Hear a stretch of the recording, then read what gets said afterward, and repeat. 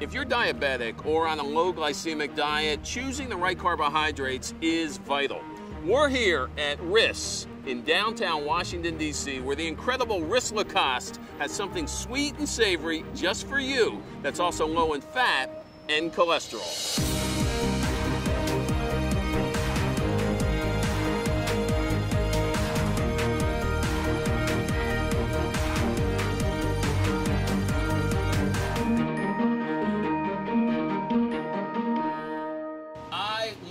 This woman, Ris Lacoste. You gotta love your restaurant, Ris, in downtown DC.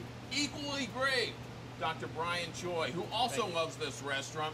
He's the Associate Professor of Medicine and Co-Director, Advanced Cardiac Imaging at GWMFA. You love this place, right? Love this place. Come here all the time. What are we making today? What are we eating? Today we're making this amazing spinach salad that is more good for you than it is delicious, if that's even possible. I don't know if that's possible, but let's give it a try. All right. We're talking low glycemic index. Okay, so what we're going to do is I'm going to make the salad for you, but first I'm going to make the dressing and just give you a couple of basics on making a vinaigrette.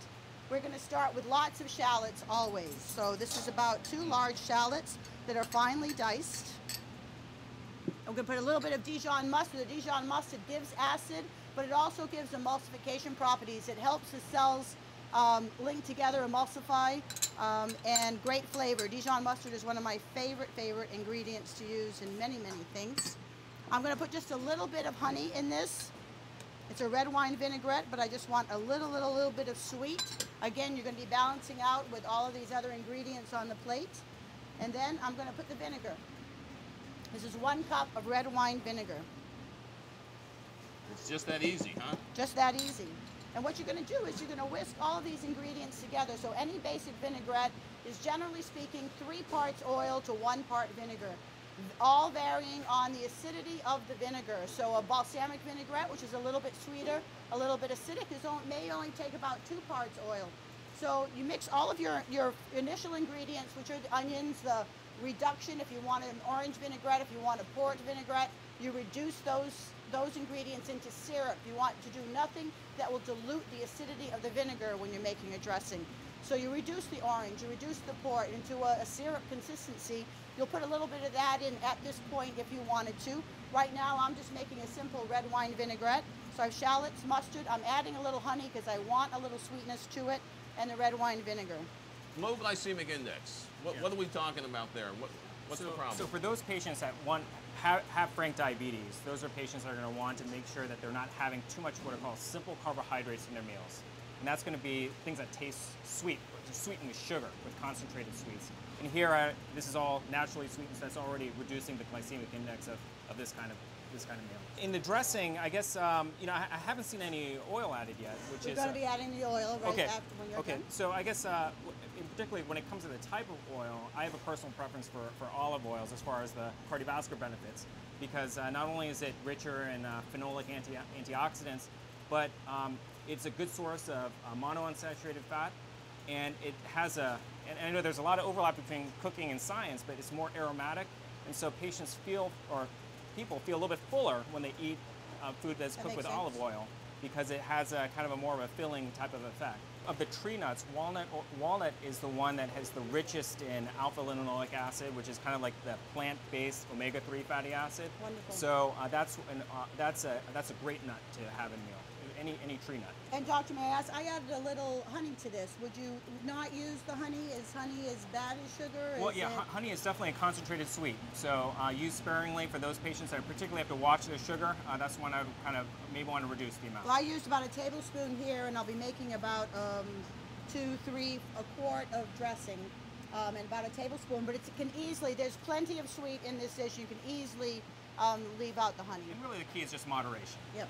The key is moderation. So I'm going to start with the walnut oil, and I'm just going to whisk, again trying that all of the cells in this mixture are going to take in equal parts of this oil, and that's what an emulsification is. So I'm just going to whisk in the olive oil until it's done. The mustard is going to help bind it together, and it may separate as any vinaigrette will ultimately when you have it, when you're storing it, and you just have to give it a good shake. But this is This is making sure you have the perfect balance of oil and vinegar. So then I'm going to continue with the peanut oil. So I put about 2 cups in here now. You can see there's still a little oil on the edges, but pretty much most of it is emulsified together. I can still taste the mustard and taste the acid. So I'm just going to add this little bit more of oil. I'm whisking it all together so I have one homogeneous mixture. I'm going to give it a taste. It's very important that you select the ingredients, select the greens to match the dressing that you're making. Now I always just take, when I'm done with the dressing, take a little piece of lettuce and just test it and see that's the lettuce that I'm going to be dressing, so I want to make sure it sits right on that lettuce. And I think it's great. You can taste that hint of sweet, and also the sweetness from the nut oil, I think, is going to be a great complement to the salad. Okay, so now we're going to make this lovely salad, and this is where your fingertips come into play and your artistry. So you have all these great colors to play with. You just want to pick yourself a small handful of greens. I'm going to mix in a little bit of kale from the market. Kale is gorgeous, gorgeous. It's around year-round, but this time of year in greens is really spectacular. Kale is a rich source of vitamin K. Yeah, yeah. So for my patients that are taking medications that are antagonize vitamin K, such as coumarin or warfarin, it's one of the pitfalls is that their coumarin level can get too low. They taking a lot of green leafy vegetables. As long as they can maintain a consistent amount of green leafy vegetable intake, you can kind of maintain a stable dose.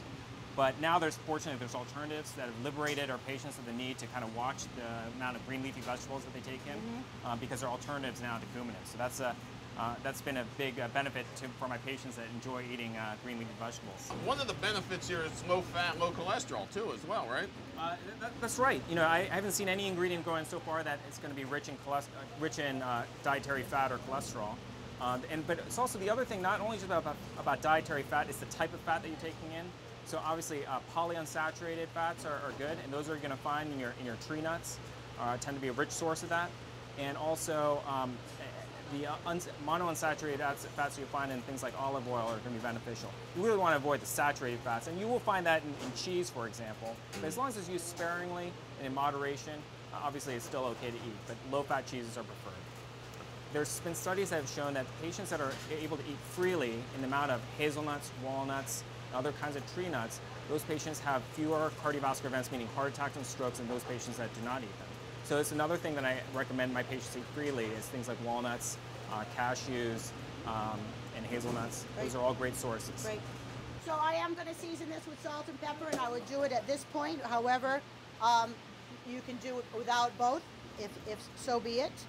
So we have our kale, frisee, and spinach mix. And I'm going to take the mixture of flax seeds, sunflower seeds, and hazelnuts at this point and mix it in the salad, and the dates as well. Just a few pieces of cheese, just 2 or 3 little squares, I think are perfect. Now, beets, I should mention, are another great source of antioxidants as well. And they actually has its property of very similar to nitrates, so they will dilate your arteries a little bit. Not nearly to the potency of our blood pressure medications or the nitroglycerin that people take on the tongue, not nearly that level of potency, but it does have a little bit of that effect as well. I'm going to add, for every salad, maybe about a ½ ounce of this dressing, okay? This is a 2-ounce ladle. I'm just going to put a little bit in. We can certainly add more, and I'm going to add a little bit more to each of the things that I dress on the plate. So this is going to be the base of the salad, and I'm just going to arrange it down this lovely plate. So I'm going to put about 3 sections of grapefruit in this, a little bit of the roasted beets, a little bit of the fresh beets. Okay, so I'm going to have just a little bit of everything in the bowl that I haven't on already. I am going to re-season because I do season everything. And I do dress everything. Everything on the plate, in my mind, should be dressed. Again, use your own controls as you need to. But I'm just going to do this separate. You just drizzle it on there a little bit. Just a little bit. I'm rubbing a little bit. And because I'm just going to stud the salad just appropriately with these beautiful little garnishes. And here you go. This is the beautiful spinach and beet salad. And it's good for you too. Okay, so can I taste? We got to go for the taste right now. Grab a grapefruit, grab a bite. What do you think?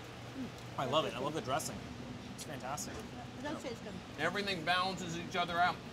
You're absolutely right, Ris. It looks beautiful. It tastes even better. Great job. Thanks. Stay healthy.